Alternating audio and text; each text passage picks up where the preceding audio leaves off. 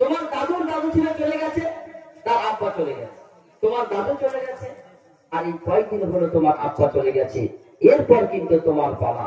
Try to remember it, try to remember it. এবার তোমার পালা। করুন, আল্লাহ বলে সমীক্ষা তুমি করো। আল্লাহ কি করে সমীক্ষা করবো? দেখো, দাদার পরে বাপ, বাপের পরে বড় ছেলে, বড়র পরে নিজে, নিজের পরে সেজ। জীবনে কোনদিন দাদার আগে বাপ জন্ম হবে না, জীবনে যে করে বড়দের বড়র আগে ছোট জন্ম হবে না।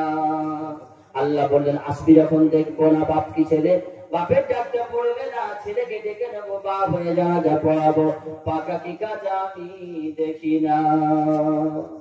তুমি একটু চিন্তা ফিকির করো, সবাই কিন্তু এই দুনিয়া ছেড়ে চলে যাবে। আমি যখন পড়তাম, মাস্টার মশাই বলতেন, the teacher said to be man is moral, শিক্ষক মশাই বলতেন মানুষ মরণশীল।